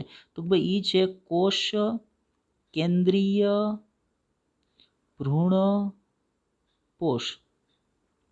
તો જ્યારે અંડકની અંદર કોષ કેન્દ્રીય ભ્રૂણપોષ અને કોષીય ભ્રૂણપોષ બંને પ્રકારના ભ્રૂણપોષનો વિકાસ એક સાથે થતો હોય ને ત્યારે એવા ભ્રૂણપોષ વિકાસને કહેવાય હેલોબિયલ ભ્રૂણપોષ, જે બંનેની ખાસિયત ધરાવે છે. જ્યારે કોઈ એક અંડકની અંદર કોષીય ભ્રૂણપોષ નિર્માણ પામતો હોય અને સાથે સાથે કોષ કેન્દ્રીય ભ્રૂણપોષ નિર્માણ પામતો હોય, બંને પ્રકારના ભ્રૂણપોષ એક સાથે નિર્માણ પામતા હોય ત્યારે આ પ્રકારના ભ્રૂણપોષ વિકાસને કેવો ભ્રૂણપોષ કહેવાશે? તો ભાઈ એને હેલોબિયલ પ્રકારનો ભ્રૂણપોષ કહેવાશે. તો મતલબ હવે મને ભ્રૂણપોષના 3 પ્રકારો છે જે સપુષ્પી વનસ્પતિની અંદર હશે એ સમજાઈ ગયા. કયા 3 પ્રકાર છે ફરી એક વખત જોઈ લ્યો. 3 પ્રકારમાં મુક્ત કોષ કેન્દ્રીય ભ્રૂણપોષ, કોષીય ભ્રૂણપોષ અને હેલોબિયલ ભ્રૂણપોષ. ચાલો આગળ વધીએ. તો ભ્રૂણપોષના પ્રકાર સંદર્ભે થોડીક માહિતીની વાત કરી લઈએ. તો આપણી સામે PDF છે એમાં તમે જુઓ તો ભ્રૂણપોષ વિકાસનો સૌથી સામાન્ય પ્રકાર કયો છે? મુક્ત કોષ કેન્દ્રીય ભ્રૂણપોષ. આપણે તમને સમજાવ્યું મુક્ત કોષ કેન્દ્રીય ભ્રૂણપોષ કેવો હશે. બીજું આ પ્રકારમાં પ્રાથમિક ભ્રૂણપોષ કોષ કેન્દ્ર વારંવાર વિભાજન પામે છે અને ખૂબ મોટી સંખ્યામાં કોષ કેન્દ્રો સર્જે છે. આ કોષ કેન્દ્રો ભ્રૂણપોષ તરીકે વર્તે છે. મતલબ મુક્ત કોષ કેન્દ્રો જ સીધા ભ્રૂણપોષ તરીકે વર્તવા માંડે. અને આ પ્રકારના ભ્રૂણપોષનું સૌથી બેસ્ટ એક્ઝામ્પલ કોણ છે? તો ભાઈ નાળિયેરનું પાણી છે આ પ્રકારના ભ્રૂણપોષનું બેસ્ટ એક્ઝામ્પલ છે. ચલો એનાથી આગળ વધીએ. બીજા પ્રકાર પર જઈએ કે ઘણી વનસ્પતિઓની અંદર કોષ કેન્દ્રના વિભાજન બાદ તાત્કાલિક કોષ કેન્દ્રની ફરતે શેનું નિર્માણ થઈ જાય? કોષ દિવાલનું નિર્માણ થઈ જાય અથવા કોષ દિવાલ સર્જાઈ જાય અને તે કોષની અંદર રૂપાંતરિત થઈ જાય. એવા કોષથી બનેલો જે ભ્રૂણપોષ હોય ને એને કેવો ભ્રૂણપોષ કહેવાય? કોષીય ભ્રૂણપોષ તરીકે ઓળખવામાં આવે. તો એ બીજા પ્રકારનો ભ્રૂણપોષ થઈ ગયો. એનું બેસ્ટ એક્ઝામ્પલ નાળિયેરનો જે સફેદ ગર હોય ને એ કોષીય ભ્રૂણપોષનું બેસ્ટ એક્ઝામ્પલ છે. એનાથી આગળ જઈએ તો ઘણી બધી એકદળી વનસ્પતિઓમાં હેલોબિયલ ભ્રૂણપોષ છે એ જોવા મળે છે. તો હેલોબિયલ ભ્રૂણપોષ એટલે જેની અંદર કોષીય અને કોષ કેન્દ્રીય ભ્રૂણપોષ બંને એકસાથે નિર્માણ પામતા હોય. મતલબ આ એવી અવસ્થા છે કે નથી પૂર્ણપણે કોષીય ભ્રૂણપોષ કે નથી પૂર્ણપણે કોષ કેન્દ્રીય ભ્રૂણપોષ, બંનેની મધ્યસ્થી અવસ્થા છે. એવી ભ્રૂણપોષની અવસ્થા જે નથી પૂર્ણપણે કોષીય ભ્રૂણપોષ કે નથી પૂર્ણપણે કોષ કેન્દ્રીય ભ્રૂણપોષ એને કહેવાય હેલોબિયલ ભ્રૂણપોષ. હવે ભ્રૂણપોષ આધારિત જ્યારે બીજના સંદર્ભે તમે વાત કરતા હોય ને, તો ઘણી વનસ્પતિઓ એવી હશે મતલબ અહીંયા કીધું છે અમુક વનસ્પતિઓમાં ભ્રૂણ દ્વારા બીજના વિકાસ પૂર્વ, એટલે પહેલાં જ બીજનો વિકાસ થાય ને, ભ્રૂણનો અને બીજનો વિકાસ થાય ને એ પહેલાં જ ભ્રૂણ દ્વારા ભ્રૂણપોષનો સંપૂર્ણપણે વપરાશ કરી લેવામાં આવે. મતલબ બીજની અંદર ભ્રૂણપોષ વધે નહીં, કેમ કે એ ભ્રૂણપોષ છે ને એ ભ્રૂણે પોતાના શરૂઆતના વિકાસ દરમિયાન સંપૂર્ણપણે વાપરી નાખ્યો. આ પ્રકારની અવસ્થા, આ પ્રકારની ઘટના કોનામાં જોવા મળે? વટાણા છે, મગફળી છે, ચણા છે, આ બધાની અંદર બીજમાં સેજ પણ પ્રકારનો ભ્રૂણપોષ તમને જોવા મળશે નહીં. હવે એનાથી બીજી બાજુ જોઈએ તો ઘણી વનસ્પતિઓ એવી હશે જેમાં પરિપક્વ બીજમાં ચીર લગ્ન થઈ રહેલ ભ્રૂણપોષ છે ને તમને જોવા મળશે. એના એક્ઝામ્પલ કોણ છે? તો ભાઈ દિવેલા છે, નાળિયેર છે. નાળિયેરની અંદર એની જે શેષ છે, સફેદ ગર છે, એ મેં તમને કીધું એ શું છે? તો ભાઈ એનો ભ્રૂણપોષ છે, એ આપણને જોવા મળે. દિવેલાની અંદર પણ સેમ જોવા મળશે. અને બીજાંકુરણ દરમિયાન ઉપયોગમાં લેવાય છે. બીજાંકુરણ એટલે શું? તો બીજને તમે વાવો ત્યારે બીજની અંદરથી જે નાનો છોડ ઉગતો હોય ને, ત્યારે એ છોડ ઉગે એટલે તાત્કાલિક પ્રકાશ સંશ્લેષણ કરીને પોતાનો ખોરાક ન બનાવવા મળે. શરૂઆતમાં એણે જે ખોરાક મેળવવાનો છે ને એ ખોરાક એને ક્યાંથી મળે? તો ભાઈ એ ખોરાક બીજની અંદર જ્યાં ચીરલગ્ન પ્રકારનો ભ્રૂણપોષ પડેલો છે, એ ચીરલગ્ન પ્રકારના ભ્રૂણપોષનો ઉપયોગ કરી અને શરૂઆતમાં આ જે વનસ્પતિ બીજાંકુરણ સમયે પોતાનું પોષણ છે એ પ્રાપ્ત કરતી હોય અને પાછળથી પછી પોતે પ્રકાશ સંશ્લેષણ દ્વારા પોતાનો ખોરાક છે એ બનાવતી હોય. હવે આજે બે પ્રકારની પરિસ્થિતિનું આપણે વર્ણન કર્યું ને, એના આધારે બે પ્રકારના બીજ છે ને એને વહેંચવામાં આવે છે. મતલબ બીજને બે પ્રકારની અંદર વહેંચવામાં આવે છે. કયા બે પ્રકારની અંદર વહેંચી શકાય બીજને? તો ભાઈ જો અહીંયા તમારી સામે એક બીજ છે, આ વાલના દાણો છે, આ વાલનું બીજ છે, બરાબર, મતલબ કઠોળનું બીજ છે. એની અંદર તમને માત્ર ને માત્ર શું જોવા મળે છે? તો માત્ર ને માત્ર બીજપત્ર છે, મતલબ ક્યાંય એની અંદર ભ્રૂણપોષ છે નહીં. હવે આવું બીજ કે જેની અંદર ભ્રૂણપોષ છે એ ભ્રૂણ વિકાસની શરૂઆતમાં જ વપરાઈ જતો હોય, બીજમાં કોઈ પણ પ્રકારનો ભ્રૂણપોષ શેષ વધતો હોય નહીં, એવા બીજને કહેવાય અભ્રૂણપોષી બીજ કહેવાય. એવા બીજને કેવું બીજ કહેવાય? અભ્રૂણપોષી બીજ કહેવાય. અને બીજી સામેની બાજુ એક બીજ છે, એની અંદર આ પીળા રંગનો જે ભાગ દેખાય છે શું છે? એ છે ને ભ્રૂણપોષ છે. તો એવું બીજ કે જેની અંદર ભ્રૂણ વિકાસ બાદ પણ બીજની અંદર થોડોક ભ્રૂણપોષ છે એ ચીરલગ્ન થઈ, એટલે કે બીજની દિવાલ સાથે જોડાયેલો રહી, ચીરલગ્ન રહી અને સચવાઈ રહેતો હોય, આવું બીજ કે જેની અંદર ભ્રૂણપોષ યથાવત હોય ને, એવા બીજને ભ્રૂણપોષી બીજ તરીકે ઓળખવા. મતલબ જેમાં ભ્રૂણપોષ નથી એ અભ્રૂણપોષી બીજ, અને જેમાં ભ્રૂણપોષ છે એ ભ્રૂણપોષી બીજ તરીકે ઓળખાય. મતલબ ભ્રૂણપોષની હાજરીના આધારે બીજને આવા બે પ્રકારની અંદર તમે ડિવાઈડ કરી શકો છો. આગળ વધીએ તો અહીંયા સુધી તમે વાત કરો ને એટલે ભ્રૂણપોષ નિર્માણની પ્રક્રિયા પૂરી થઈ જાય. કેમ કે આપણે જોયું ભ્રૂણપોષ બને કઈ રીતે, એના પ્રકાર કેટલા છે, આ બધી બાબતોની વાત આપણે કરી લીધી. અને ભ્રૂણપોષ બીજમાં હાજર છે ગેરહાજર છે એના આધારે બીજના બે પ્રકારો પણ જોઈ લીધા. તો અહીંયા સુધી વાત કરીએ એટલે ભ્રૂણપોષ પશ્વફલન જે ઘટનાઓ છે એમાંની પહેલી ઘટના ભ્રૂણપોષ નિર્માણની ઘટના છે એ પૂરી થઈ જાય. હવે એના પછીની બીજી જે પશ્વફલન ઘટનામાં મુખ્ય ઘટના બને છે ને એને ભ્રૂણ વિકાસની પ્રક્રિયા કહેવાય. પહેલી કઈ હતી? તો પહેલા આપણે કીધું એમ કે પ્રાથમિક ભ્રૂણપોષ કોષ કેન્દ્રમાંથી ભ્રૂણપોષ બનવાની ઘટના, આ પશ્વફલન ઘટનામાં બનનારી પહેલી ઘટના હતી. બીજી ઘટના કઈ છે? તો બીજી ઘટના છે યુગ્મનજમાંથી ભ્રૂણ બનવાની ઘટના. યુગ્મનજ ક્યારે બન્યો? તો ફલનના અંતે જ્યારે બે એકકીય નરજન્યુ અંડકોષ અને નરજન્યુ બે જોડાણા ત્યારે એ પહેલો દ્વિકીય કોષ અસ્તિત્વમાં આવ્યો, એને યુગ્મનજ કહેવાય. એ યુગ્મનજ બન્યો હતો ઈ બનેલા યુગ્મનજમાંથી ભ્રૂણ બનવાની સંપૂર્ણ પ્રક્રિયા છે ને એને કહેવાય ભ્રૂણ વિકાસ તરીકે ઓળખવામાં આવે. એને એમ્બ્રિયોજિનેસિસ અથવા ભ્રૂણ વિકાસ તરીકે ઓળખવામાં આવે છે. તો એ ભ્રૂણ વિકાસની પ્રક્રિયા વિશે આજના લેક્ચરમાં આપણે વાત કરવાની છે. તો ભ્રૂણ વિકાસની પ્રક્રિયા સંદર્ભે પહેલાં આપણે તમને એકાદ આકૃતિ દોરી અને સમજાવીએ, પછી થિયરી પોર્શન પર જઈએ. તો ભ્રૂણનું નિર્માણ શેમાંથી થવાનું છે? તો મારા ધ્યાનમાં હોવું જોઈએ કે ભાઈ ભ્રૂણનું નિર્માણ છે એ યુગ્મનજમાંથી થવાનું છે. તો આ પ્રકારનો પહેલો દ્વિકીય કોષ 2n સેલ, પહેલો દ્વિકીય કોષ જે બન્યો છે, જે શેના જોડાણથી બન્યો છે? અંડકોષ અને નરજન્યુના જોડાણથી બન્યો. આ 2n સેલ છે એ ભ્રૂણ બનાવવાનો છે. કઈ રીતે ભ્રૂણ વિકાસ થશે? તો આ યુગ્મનજ છે એ સમવિભાજન પ્રકારના કોષ વિભાજનમાં દાખલ થશે.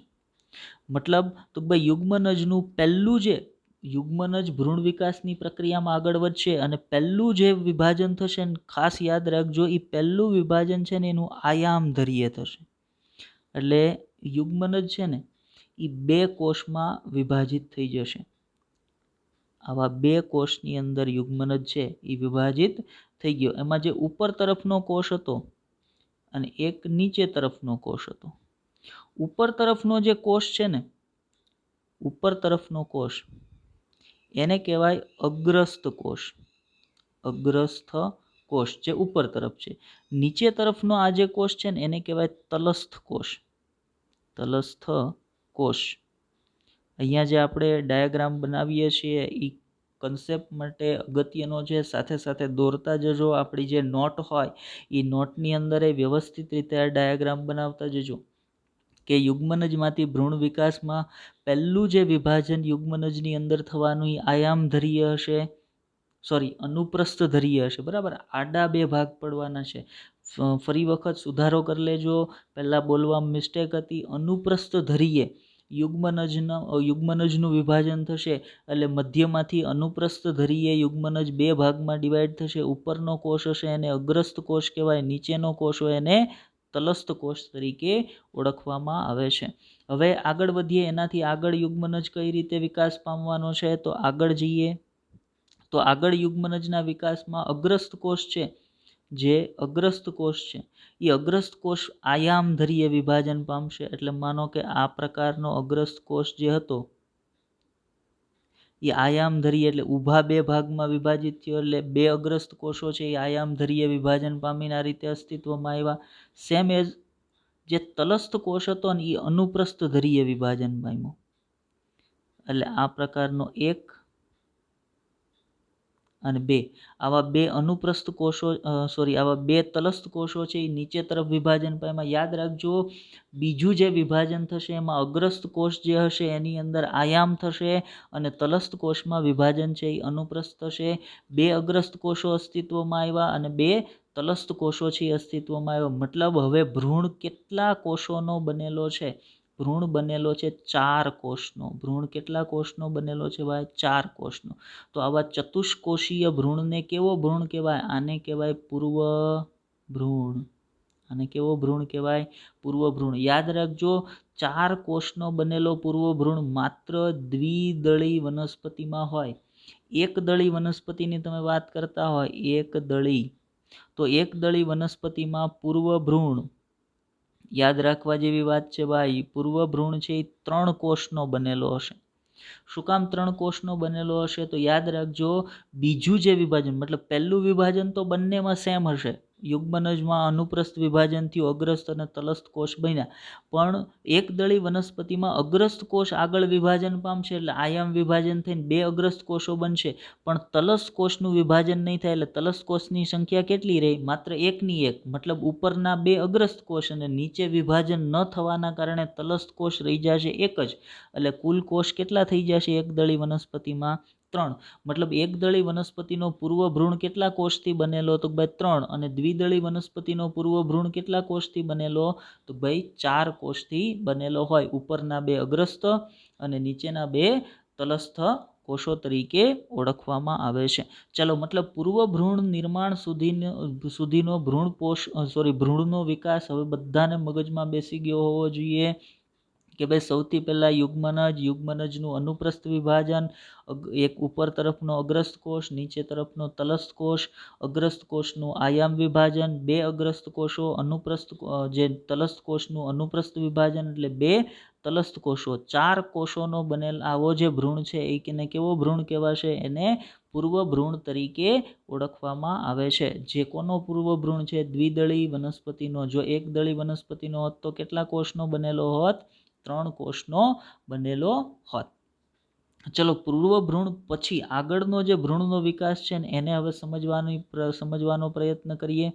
તો પૂર્વ ભ્રૂણ પછીનો આગળનો જે ભ્રૂણ વિકાસ છે એની શરૂઆત આપણે અહીંયા આકૃતિની શરૂઆત ક્યાંથી કરીએ? તો આકૃતિની શરૂઆત હવે આપણે પૂર્વ ભ્રૂણથી જ કરીશું. તો મતલબ આપણી પાસે પૂર્વ ભ્રૂણના 2 કોષો, અહીંયા ઉપર તરફના 2 અગ્રસ્ત કોષો એઝ યુઝ્યુઅલ અહીંયા હાજર જ છે મારી પાસે. આ 2 અગ્રસ્ત કોષો છે જે આયામધરીય બન્યા હતા. અને તલસ્થ કોષો, તો તલસ્થ કોષો પણ 2 છે. આ પ્રકારે 2 તલસ્થ કોષો છે, 2. હવે ખાસ યાદ રાખજો, 2 તલસ્થ કોષો થોડીક વાર માટે છે ને તમે અગ્રસ્ત કોષોમાં કાંઈ થતું જ નથી, અગ્રસ્ત કોષો છે ને સ્થગિત થઈ ગયા છે એમ વિચારી લેજો. એવું હશે નહીં, પણ થોડીક વાર માટે એવું વિચારી લો, અગ્રસ્ત કોષો છે એ સ્થગિત થઈ ગયા છે. માત્ર પ્રોસિજર કોનામાં થવાની છે? તલસ્થ કોષોમાં. તો હવે તલસ્થ કોષોમાં કઈ રીતની પ્રોસિજર થવાની છે? તો ભાઈ જે 2 તલસ્થ કોષો છે ને એમાંથી અગ્રસ્ત કોષોના સીધા સંપર્કમાં રહેલો તલસ્થ કોષ, અગ્રસ્ત કોષોના સીધા સંપર્કમાં રહેલો તલસ્થ કોષ એટલે આ કોષ, આ જે કોષ છે એ જે અગ્રસ્ત કોષોના સીધા સંપર્કમાં છે તે સતત અનુપ્રસ્થ વિભાજન પામી અને 6 થી 10 કોષોની બનેલી, સતત અનુપ્રસ્થ વિભાજન થાય એટલે આ પ્રકારના નવા કોષો છે એ ઉમેરાશે ને, 6 થી લઈ અને 10 કોષોની બનેલી આ પ્રકારની એક રચના, દંડ જેવી રચના છે.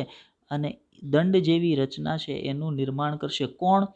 2 તલસ્થ કોષો પૈકી અગ્રસ્ત કોષોના સીધા સંપર્કમાં રહેલો જે તલસ્થ કોષ હતો ને એણે આ પ્રકારની દંડ જેવી રચનાનું નિર્માણ કર્યું. જો નીચે તરફનો તલસ્થ કોષ હતો ને એ તો હજી એઝ યુઝ્યુઅલ જેવો છે એવો જ રહેશે, એને તો આપણે પાછું કહી દઈએ એ હજી તલસ્થ કોષ તરીકે જ ઓળખાશે. પણ ઉપર તરફનો જે તલસ્થ કોષ હતો એણે સતત અનુપ્રસ્થ વિભાજન પામી અને 6 થી 8 કોષોની બનેલી આ દંડ જેવી રચના બનાવી. એને શું કહેવાય? એને નિલંબ તરીકે ઓળખવામાં આવે છે. તો નિલંબની રચના કયા તલસ્થ કોષમાંથી થાય છે? તો ભાઈ અગ્રસ્ત કોષોના સીધા સંપર્કમાં રહેલા તલસ્થ કોષોમાંથી થાય છે. આ નિલંબનું કાર્ય શું હશે? હમણાં થોડીક વારમાં નિલંબના કાર્ય વિશે પણ વાત કરીએ, બરાબર? તો હવે નિલંબની રચના થઈ ગઈ છે તો આપણે ફરી પાછા જોઈએ કે આપણા જે અગ્રસ્ત કોષો હતા એ એઝ યુઝ્યુઅલ આના ઉપર આમનામ હશે, કેમ કે આપણે હમણાં જ કીધું હતું તમને કે અગ્રસ્ત કોષમાં થોડીક વાર કાંઈ થતું નથી એવું તમે સમજી લો. તો અગ્રસ્ત કોષો હજી એમનેમ છે. હવે નિલંબની રચના શું કામ થઈને એને સમજવા માટે અહીંયા તમારી સામે આપણે એક અંડક છે ને એને દોરીએ છીએ. આ જે છે ને અંડક છે જેની અંદર આ જે તમામ પ્રક્રિયાઓ તમને સમજાવું છું ને એની અંદર ચાલે છે. તો હવે એવું વિચારો કે યુગ્મનજ ક્યાં છે આ અંડકની અંદર? તો યુગ્મનજ છે એ અંડકની અંદર અહીંયા બન્યો હતો, અંડછિદ્ર તરફના છેડે બન્યો હતો.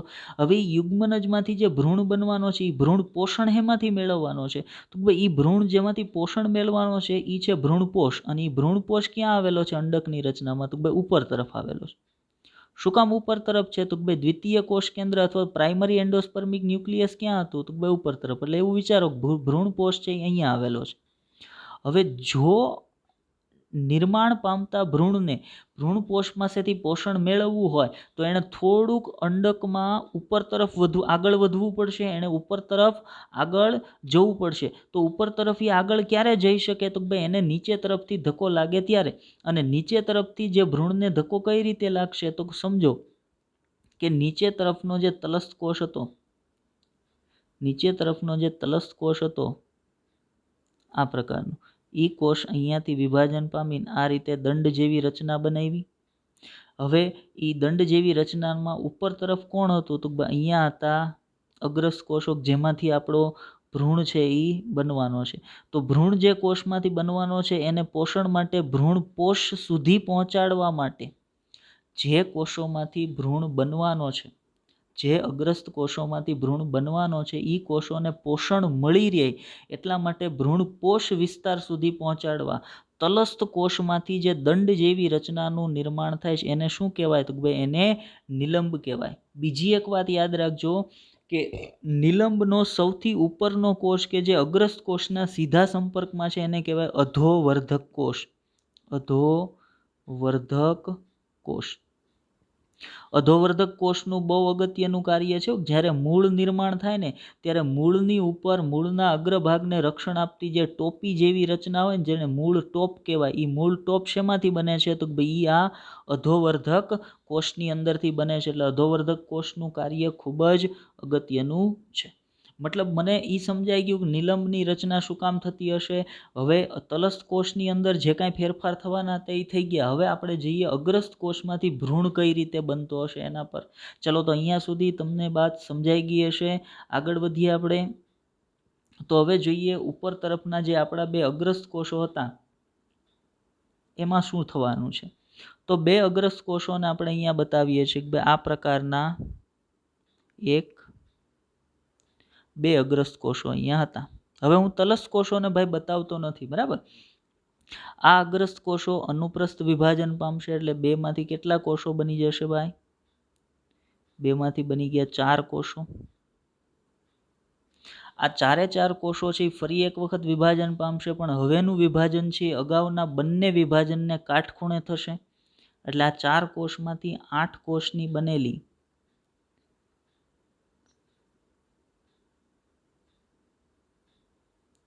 8 કોષની બનેલી આવી દડા જેવી રચના બનશે.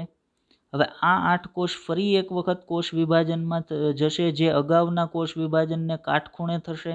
મતલબ આ 8 કોષમાંથી 16 કોષની બનેલી આ પ્રકારની એક રચના છે એ અસ્તિત્વમાં આવશે.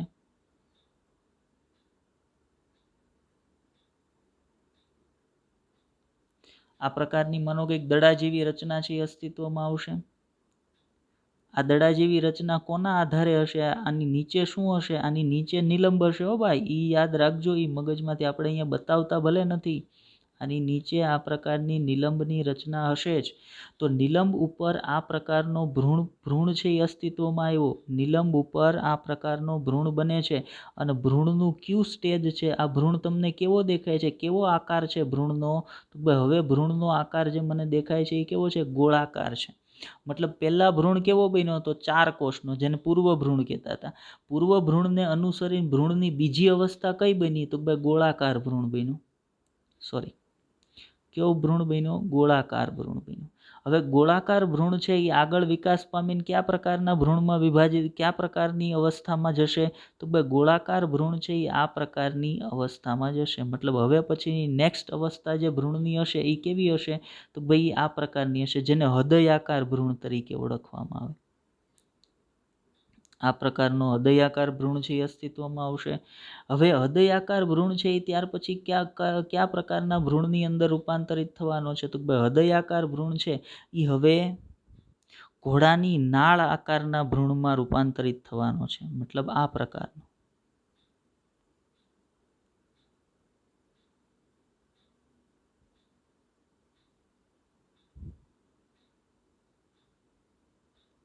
આ પ્રકારના ભ્રૂણની અંદર રૂપાંતરિત થવાનો છે. અને આ ઘોડાની નાળ આકારનો જે ભ્રૂણ છે એની અંદરથી પછી કયો ભ્રૂણ બનશે? તો ભાઈ એની અંદરથી પરિપક્વ ભ્રૂણ છે એ અસ્તિત્વમાં આવવાનો છે.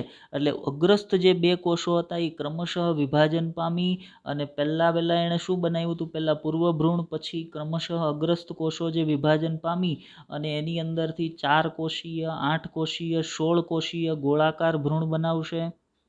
પછી બનાવશે હૃદયાકાર ભ્રૂણ, પછી બનાવશે ઘોડાની નાળ આકારનો ભ્રૂણ અને પછી બનાવી નાખશે એ પરિપક્વ ભ્રૂણ. તો આ પ્રકારે ભ્રૂણ વિકાસની પ્રક્રિયા છે એ થતી હોય. આ પ્રકારે ભ્રૂણનો વિકાસ છે એ થતો હોય છે. તો ભ્રૂણ વિકાસની પ્રક્રિયા મને મગજમાં બેસવી જોઈએ. આનો થિયરી પોર્શન છે ને એ આપણે કાલે જોશું, બરાબર. તો આજના લેક્ચરને અહીંયા સુધી જ રાખીએ. આજના લેક્ચરને વધારે લાંબો કરતા નથી. આપણે લેક્ચરને અહીંયા પૂરો કરી દઈએ છીએ. તો આજના લેક્ચરને ધ્યાનથી જોજો, વ્યવસ્થિત સમજવાનો પ્રયત્ન કરજો. ન સમજાતી કોઈ બાબત હોય તો એને કોમેન્ટ કરજો, આપણે ફરી એક વખત એને સમજાવીશું. બાકી ધ્યાનથી લેક્ચર જોજો. Best of